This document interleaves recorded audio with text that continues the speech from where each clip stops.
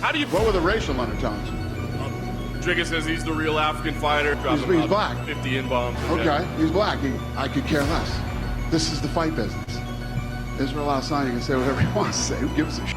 Why are people about that? Some people. Oh, of course they are. Oh, all right, got it. Yeah. Too fucking bad. All right. Yeah. When COVID hit, I was so adamant about going through COVID and not laying off any of my people. And ivermectin and monoclonal antibodies have been around for a long time. Now all of a sudden you can't dig them up to save your life. and listen, as Americans, you have the opportunity to do whatever. If you want to hide in your house, hide in your house. It's just, I'm not built that way. And I mentioned him a little earlier, but you didn't know he was here. I just said, he's a champion, he's a winner. He's been a friend of mine for a long time. He's a tough cookie. He's the kind of people that made our country great. And I will always be grateful, so grateful to him for standing with with us in those early days. So tonight, I stand with Donald Trump. Joining us now is Dana White, president of the UFC. Dana, thanks for taking time. Dana, there's some big news you want to share with the audience. It's been going viral, and I'm 100% behind you, Dana. Share it with our audience, and let's dive into it. Yeah, how are you? Thanks for having me. Good to see you. Good to see you. We just our beer deal is up with the UFC, and we just renewed a deal with Anheiser Bush and Bud Light. They were our original sponsor a few years ago when we first got our first big beer sponsor, and we are back together again. Yeah, and so here's my take on this, Dana. Is first, we complain very loudly when companies funnel money to woke stuff, right? They put all this money towards garbage. So it follows that we should be happy and thrilled when they do the opposite. Talk about the core values at UFC, Dana, and kind of why you came to this decision. Well, as you get into negotiating a new big sponsorship deal, where you're going to be in long-term business with somebody, I always want to be, I'm at a point in my life, I'm at a point in my career where we're going to get the money no matter who we do the sponsorship deal. Everybody's like, when they start talking about being a sellout and you did this, I'm going to get money from whoever I end up with. It's a sponsorship deal. That's how it works. I want to be with somebody that I am aligned with. And I know that, obviously all the controversy that's gone on with Anheiser Bush and Bud Light over the last however long it's been. But when it comes to core values and what they really are as a company, and then the reason that they've been this unbelievable, powerful American-built business, a lot of their core values align with mine. As far as military, I'm a big supporter of military and law enforcement. I love their thing that they do, Folds of honor. Yeah, exactly. Where they, have spent like $44 million over the last however many years for scholarships for fallen heroes, whether it's military or first responders. And I could go on for days about how much I am aligned with Anheuser Busch. Hey, whenever there's a big natural disaster in the United States, they turn the plant into a water bottling factory, and they've done like 100 million bottles of water for people in need during natural disasters. So as we got down to it, we started to talk, and I met with the CEO of Anheuser Busch. It was a no-brainer for me. Yeah, and so look, a lot of people in the last couple of months, you could see that the effort against, Anheuser Busch was very, very successful. The question is, what does success look like, right? And we as conservatives and our audience need to ask ourselves the question, right? And I consider it pretty amazing and awesome that they want to partner with you, Dana, at UFC. And by the way, we played that hype reel. You were the best on COVID. You've been great for Trump. You've been great for the country, great on conservative values. And so Dana, I want also to build this out, that value alignment. But this is a good thing to all of a sudden say, wait a second, so Anheuser-Busch, they made a mistake with this Dylan Mulvaney thing, no doubt, right? But it was a one-off can influencer thing. But isn't this a movement in the right direction and a win and a success that they want to do business with you, Dana? And also, you've had your pick of the litter, right? There's no lack of companies that want to do business with UFC. Right. This isn't, again, like I was saying, you got everybody out there creating their own narratives. This is a sponsorship deal. There were people at the table. I could have picked anybody. I picked Anheiser Bush, and I picked him for all the reasons that I laid out for you. And yeah, there's no doubt that the fact that Anheiser Bush wants to be in business with me, they know exactly what they're getting. They know who I am. They know what I stand for, and not just me personally, but the UFC. If you look at I could do a fight in San Francisco, okay, and Trump could walk in, and the place is going to erupt. Our fan base is very conservative. Yeah, they love the country. So Dana, your critics are saying that you're reading a script. If anyone knows Dana White, they know that you're not. You had a response to that last evening. Do you mind repeating it for our audience? Yeah, I saw some people saying, "Oh, look, it sounds like Anheuser Busch wrote a script for him." Nobody writes scripts for me. Nobody tells me what to say. Nobody tells me what to do. I mean, for instance, going through COVID was absolutely positively the hardest thing that I have ever done. I built the UFC from zero to where it is today. Going through COVID was harder than any of that. It was the toughest thing I've ever done. And you think people weren't telling me, don't do this, you can't do this, you're going to kill people, this is irresponsible. I mean, the list goes on and on. The bottom line is, if you know me or you know anything about me, nobody tells me what to do. Nobody tells me what to say, especially when it comes to things like this that I really believe in. I love this country. Love this country. I built a global brand. I have fighters from all over the world. I let everybody represent their country, everybody be proud of their country, their religion, who they are, where they come from. Freedom of speech for everybody. This is the fight business. If people hurt people's feelings, too bad. This is the business we're in, and nobody speaks for me, and nobody tells me what to say. Well, yeah, and this is what's important, right? Is that it's lead, follow, or get out of the way, as General Patton would say. And Dana, you're admired by so many people because you really don't care what people have to say or the pushback or the nonsense that you have to receive. And as a leader, you have to make decisions. It's very easy for people as spectators to say, oh, to kind of play, you call it Monday morning quarterback or all that kind of nonsense, right?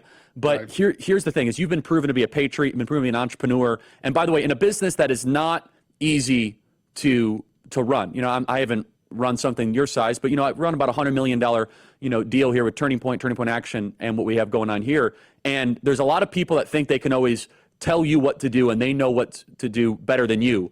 But Dana, I think it's important that people understand, though, that, the attitude that you bring to the UFC, the attitude that you bring to this country is one that has always pursued excellence, has been good for the country, good for your fans, good for your fighters. And honestly, there are many other forks in the road, Dana, that you've been through where people were overwhelmingly giving you negative feedback, and it turns out your gut instinct was right. And as an entrepreneur and a leader, I'm sure you could, reflect on those situations. So I find it funny when people that have never built a darn thing in their life are willing to go sit on their tail and run their mouth against entrepreneurs and people that have worked 20-hour days for 30 years to build something beautiful and excellent. Your thoughts, Dana? Yeah, I agree with you. I think that you're always going to have people out there that are going to have opinions. And the problem today is they all get to voice them on social media. So we got to listen to everybody. But yeah, I've always been a person that, I love my country. I love my family. I love my business. And I'm always going to, I'll give you the best example is when COVID happened. The world's losing their mind. Everybody's going crazy. I said, here's what I need to do. I need to focus on my people. There was a time when people were getting laid off, scariest time ever in our lifetime. People are getting laid off. People don't know if they're going to die or what's going to happen. We all stuck together, me and my crew, my family, my employees, my people that are close to me, and my fighters. So they believed in me that I said, we're going to go through this and we're going to figure it out. And we did it, and we did it together. And that's the way I feel. I'm always going to go, like you said, with my gut, with my heart, and with common sense is how I lead. Yeah, and I mean, it's also, you've had to manage insane issues. I mean, the Russia-Ukraine thing, Israel-Palestine thing, talk about that, Dana. It's not as if you've been immune to controversy, but you've proven that you can do that in a way with freedom of speech issues, threading the needle, having both sides equally respected and still producing an excellent type product. And I just want to reiterate this for people that are just tuning in, because some people are emailing us. They say, oh my goodness, I have an issue with this. Let me just say, hold on. So this, first of all, shows the power of the conservative base. Look at the last 6 months. The message has been received. So then what do you want? Would you rather have Anheiser Bush go and sponsor some insane left-wing wackadoodle thing? Or what do you say, hey, we're going to go sponsor the most patriotic conservative sports league out there and say we want to make good for a mistake we made? Dana, just rationally, it's like, actually, it's a move in the right direction, isn't it? And let me say this to the people that are listening, okay? Now, I get it. You can lose your minds and go, oh, they did this, they did that. Let's break it down and look at it like this. 65,000 Americans work for Anheiser Bush. These are your uncles, your fathers, your brothers, your neighbors. These are Americans here in America. 65,000 of them work there, right? Anheuser Bush spends almost $1 billion a year with U.S. farmers for their products to make the beer. Okay? Why would you want to put a bullet in that? Why would you want to hurt this company? They get it. You're pissed. The message received. Okay? They got it. Now they're going to do a sponsorship deal with me. I am aligned with everything that they are about. All these things. Look at all the good things that Anheuser Busch has done, and the time that they have been in business. Look at all the good they have done. Now, you didn't like what they did with the can and all this other stuff. Okay, message received. Let's move on.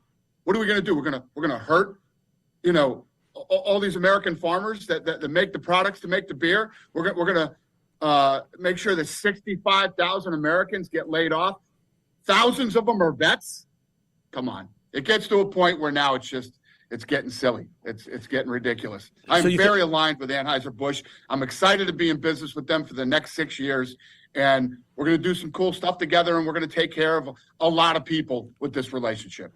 Well, let's understand that Dana White spoke at the Trump convention. He's been a huge MAGA donor and guy that other brands would consider Dana White too toxic, and they want to try to align with you. And so, Dana, I love the attitude, honestly, because you can't allow the haters to dictate the way forward. And this is exactly why UFC's been so successful. You could just stay right there, Dana White. I want to keep on diving into this and also some other questions about what it's like to run an organization as complex as the UFC. You're listening to the sound of freedom. It's the Charlie Kirk Show. Okay, welcome back, everybody. Email us freedom@charliekirk.com. So, Dana, I don't want to, go too deep into private conversations, but it is true, though, that other sponsors in the past have sometimes gotten angry with some of your political statements. Is that fair to say? Is that there have been other people that have tried to muzzle you? Our sponsors have been solid, man. Listen, I'm at a point, like I said earlier, in my life and in my career, I want to be with people that I'm aligned with. It's not about money anymore for me. It's about being with like-minded people that, feel the way I do, look at things the way that I do. Not everything is going to be perfect all the time, but I've had a great history with my sponsors. I think when we're talking about, the beer deal, when I was saying this was based on way more than money for me. It was so for people to come out and say, oh, it's all about the money. I already make money. We're making money. When you talk about what sponsorship means, guys come in and they give you money to be aligned with your brand. Hold that thought. Okay? Hold that thought. One second. Hold that thought. Email us freedom@charliekirk.com. We continue with Dana White.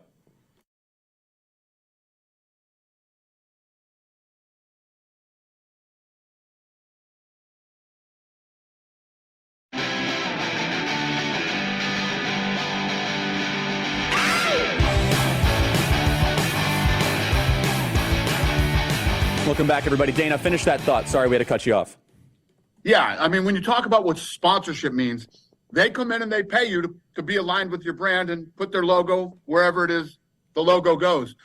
And everybody that comes into the UFC knows what this business is about. And what I'm about, what I stand for.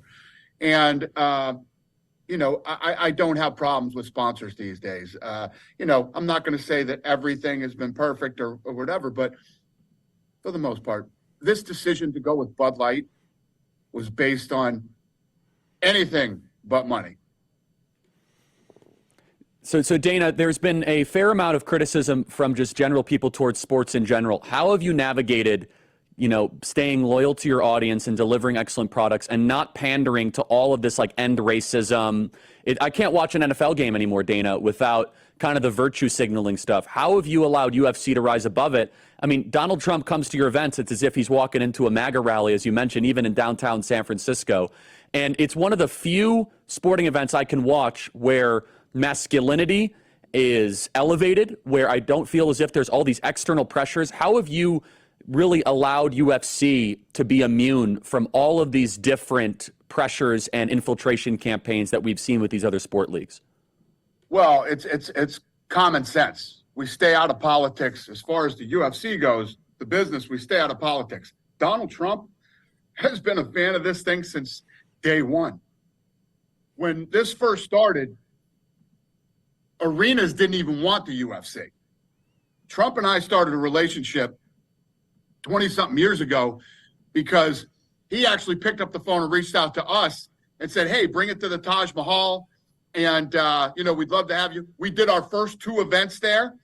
And ever since then, he and I have been friends. So he has always been a fixture inside the UFC anyway. So, but other than that, if I have support politically, I do that on my own personal social media. I do that on my own stuff. I don't integrate politics into the UFC. Even during COVID, when we were putting on events, we never talked about COVID during the event. You didn't see people wearing masks if we didn't have to. We were inside the bubble, and we didn't talk about any of that stuff. Sports is supposed to be an escape away from all the other crap that's going on in your life. You get to sit down on the couch, whether it's with your family, your friends, whoever, and enjoy a sport without any of the nonsense. You want all that other nonsense? Turn on any other channel. Turn on the radio, the TV. It's coming at you 50 different ways. It should not be involved in sports. No, it's exhausting, and it deteriorates the product. So, Dane, I just want to say in closing, you've been an amazing American patriot. You stuck your neck out for Donald Trump, and other people ran to the hills. I was there in 2016 in Cleveland, and you gave one of the most powerful speeches about loyalty, about friendship, about your love of this country. And you have personally, been attacked by the media time and time again, but you always rise stronger. In a lot of different ways, people, have compared you and Trump together. And I know that friendship is as tight as ever. And that was really, really admirable to me. Any closing thoughts, Dana White? No, I appreciate it. And thank you. Yes, obviously, I run a global business and like you were saying earlier, I love this country and I love these kids that fight for me who love their countries, whether you're from Russia or you're from wherever in the world. When we're talking about the Russian thing, I didn't shut down and boycott my Russian fighters. They don't determine what happens in their country. They're just trying to make a living and live their life just like everybody else. And the world has lost its mind, and I'm just trying to run this business with a little bit of common sense. That's it. You've been doing a great job. Dana White, thanks for joining us, and thanks for taking a stand for our country and always having our president's back. Thanks so much, Dana. Thanks for having me, buddy.